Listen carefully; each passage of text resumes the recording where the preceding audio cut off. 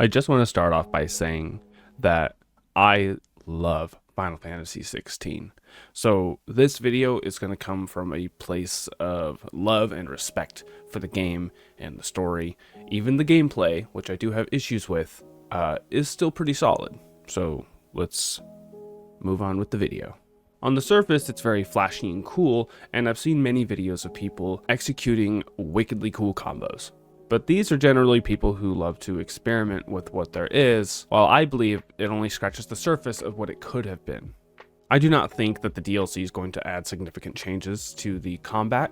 This video is just going to consist of some ideas I had that could really flesh out the combat and add more RPG elements or more depth and customization. But first, I want to go over what I like and what I don't like about the combat. Maybe "don't like" is a strong phrase. More accurately, it would probably be described as like mild gripes, with a few hints of major disappointment. Let's get into it, and maybe you guys will understand where I'm coming from. I do enjoy the basic combo while being able to intersperse blasts or bursts of magic. There's a certain level of practice and skill required to get the full sword magic combo, which I do enjoy. And the basic combos and some of the other tools they give you do mesh well with the abilities provided.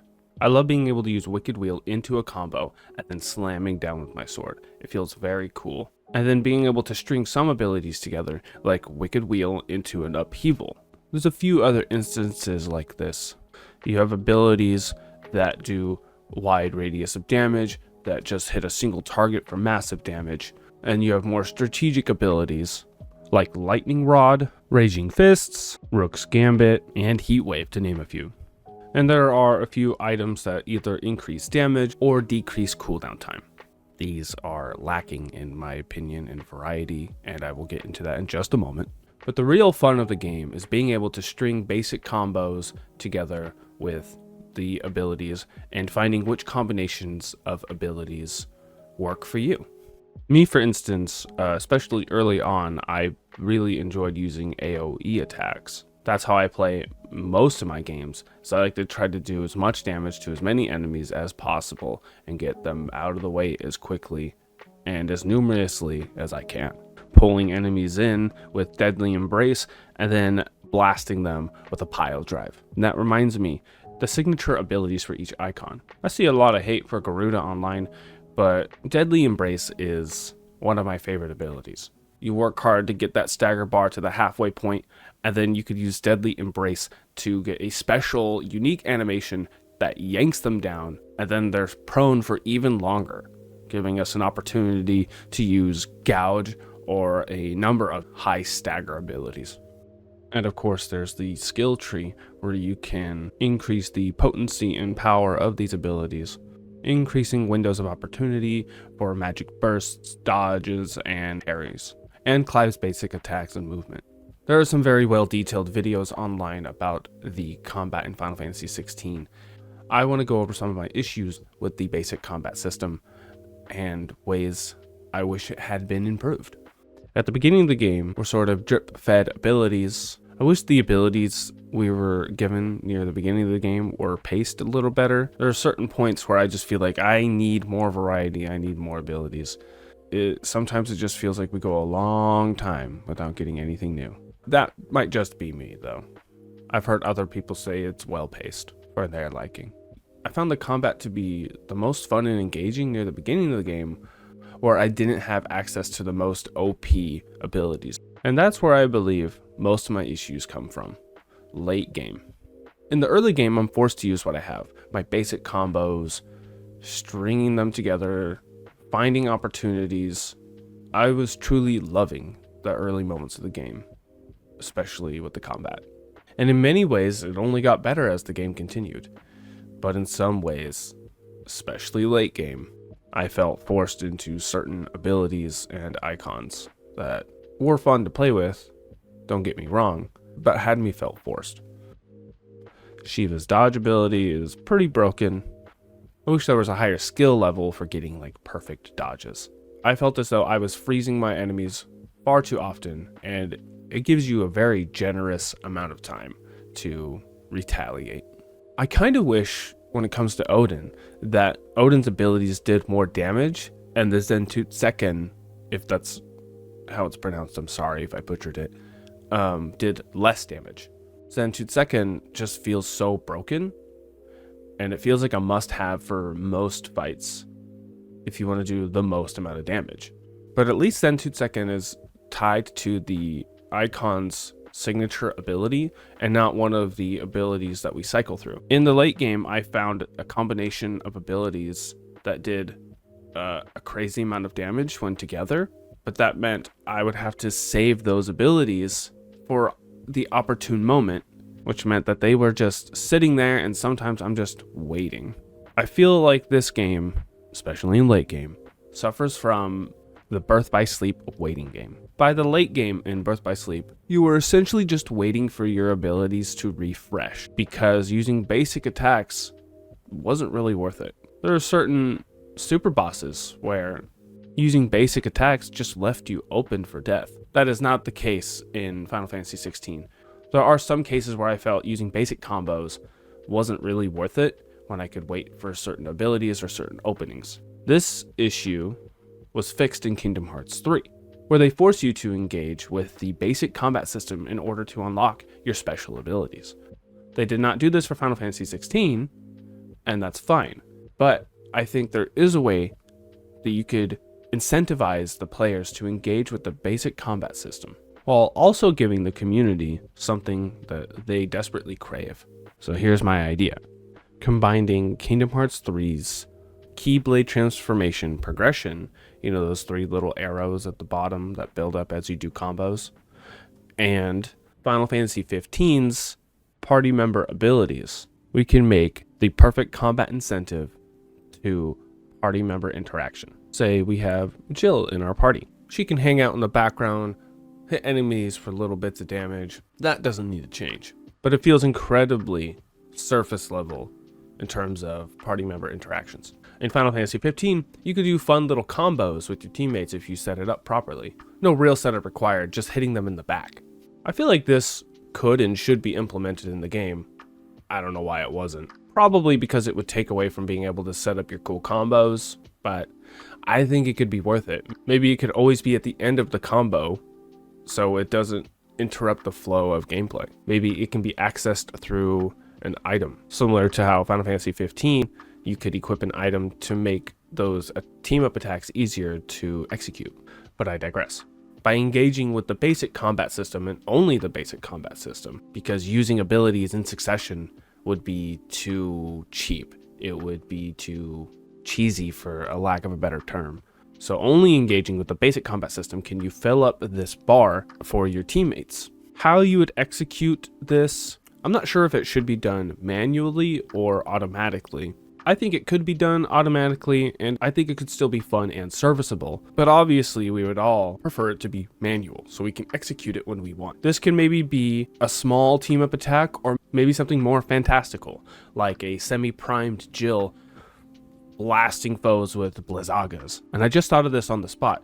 Maybe there could be a tiered system, similar to how in Kingdom Hearts 3, you could build up, transform, and then build up the bar again and transform again, so you can get a bigger, better finisher. Each bar could essentially represent a tiered magic, in the case of Jill, that is. The final, obviously, being like a cool semi-primed Blizzaga, you know, or something more fantastical, or cooperative, seeing like in Final Fantasy 15, where Noctis would always team up with his partners.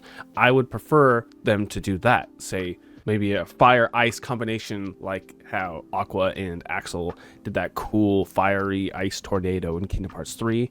I'm just kind of fanboying out right now. Of course, you could apply this to all the available party members. I think even Torgal. I think Torgal deserves that too. And I think for the, say if this system was implemented, I think it could still work during the final boss. Seeing, you know, how we don't even have Torgal during the final boss. I think we could still have the team-up attacks, because by the end of the game, everyone is with us in spirit. It would be a shame to have such a cool mechanic and not have it available during the final fight. Next, I want to go over the customization of iconic. There's a good variety once you take into account all the abilities. I kind of wish that maybe there were 1 or 2 more for each icon, but when you put them all together, there are quite a bit and lots to play with and lots to experiment with. That being said, I think there could have been and should have been certain ways to customize each of the abilities. Wicked Wheel, for example, spins upward in a radius, dragging enemies in and bringing them up, right? We have items in the game that increase the damage output and decrease reload time. These are subpar alterations to these abilities. I think they could have really have varied it up and mixed up how the abilities work on a fundamental level. Say Wicked Wheel, for instance. Wicked Wheel, you spin, you go up. But say there's maybe a sub-tier for Wicked Wheel, or an item alters the ability in a new way. Say maybe there's a sub-ability that increases the radius of Wicked Wheel, dragging more enemies around you upward. Or perhaps there's a sub-ability that maybe narrows the field, but increases the verticality, bringing the enemy up even higher. Ice Age, for instance, unleashes a river of icicles that get stronger and stronger as it moves further away. Maybe there could be a sub-tier ability that increases all the potency right in front of you. So instead of 1, 2, 3, and the big hit being at the end, all 3 hits are like right in front of you. It'd be really good for boss fights if it just hits 1, 2, 3 on a single enemy. Essentially, you can design or customize every ability to be used for multiple situations. Say, design them all for boss fights, or you can design them all for mob fights. Maybe Giga Flare, for instance. Instead of having one big old beam that lasts for a few seconds in a straight line, maybe you could alter it so it shoots out in an array of blasts that hit a wider range of enemies in a wider space in front of you. It doesn't do as much damage, but it hits far more enemies. Or alternatively, maybe it can be shot as a single massive bomb at a single enemy. I feel like each one of these abilities, not even necessarily all of them, maybe mostly the damage dealing ones, could have all have been varied up in this way with items, armor, or preferably sub tiers in the skill tree. I could go on all day with examples about how the abilities could vary in different ways, but I think I've made my point. Hey guys, I had some more ideas while editing this video, so I'm going to squeeze those in real quick.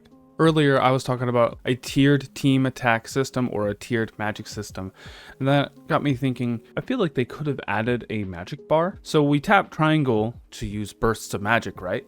You can hold it down to use a stronger burst of magic. But let's say we have a magic bar. Simply using your magic attacks, just tapping triangle doesn't deplete it, but holding it down, or maybe doing a double tap and hold or a triple tap and hold, can give us different tiers of magic based on which icon we have equipped. Maybe each tier of magic can have different setups, like lifting them in the air or pulling them closer to us, or maybe lumping them together, which gets into another important thing, magical weaknesses. There's a severe lack of these in the game, despite being a mainstay of the series. But even if maybe they didn't have specific elemental weaknesses, maybe they could have a system similar to Fire Emblem, where it's essentially just 3 types, as far as I know. I'm no expert on Fire Emblem, but 3 types, and it's basically rock, paper, scissors. There are 7 icons. 2 of them could be rock, 2 of them could be scissors, 3 of them could be paper. The enemies, certain enemy types could also represent this rock, paper, scissors format. It seems like a simpler alternative to just having the traditional element weakness system. I feel like that system might be better for a more combat-oriented Final Fantasy RPG, rather than getting it really complicated and forcing players into certain things and certain abilities or certain icons that maybe they don't want. I'm not entirely sure what the design philosophy was while they were making this game, but I feel like a weakness type system should have been implemented. Make us really consider our loadout before each main mission. They could have even recommended what elements or combat types you should use before each mission really get us to experiment with the different icon abilities. That's why I love the iconic challenges so much, because it forced me to use all of the abilities and become familiar with each one. And I had one more gripe with the game, and I think this was like a major oversight: the lack of sword variety. And what I mean by that really is like, because there's lots of different swords, but they're all the same. It's just strength and stamina. None of them provide more reach, none of them provide combo changes, none of them provide any special abilities. Even Kingdom Hearts provides like a special ability. Kingdom Hearts 358 over 2 days, the Keyblades change your base combo. Nothing like this. Like, it just seems like a huge oversight. I should also clarify that these changes wouldn't really mean much overall, because the game itself is really easy when you get down to it. I recently read in a tweet that they were going to change certain elements of the combat to make it more challenging or fun. I don't remember the specific language. It's pretty broad, so it's hard to say what it's going to be like. They're also changing how the arcade system works. Hopefully it'll encourage variety in gameplay. In many ways, Final Fantasy XVI has learned from the mistakes of the past, but I believe at times they also managed to ignore what works. This game from the beginning should have had party members on par with at least Final Fantasy XV's. Maybe they should have considered looking at other games from their famous series like Kingdom Hearts and avoided the late game pitfalls of games like Birth by Sleep. Games that use a similar command style, waiting for reloads. I love Final Fantasy XVI. It very well may be one of my favorite Final Fantasy, and it doesn't mean I don't think Square Enix could try even harder in the future. Not that they don't work hard, because they obviously do. I think they could spend a little more time looking at what works and not just avoiding everything that doesn't.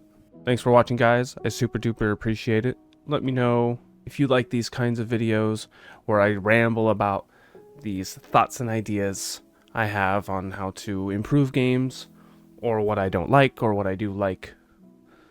This type of stuff is my bread and butter, I think. I got opinions and I got things to say.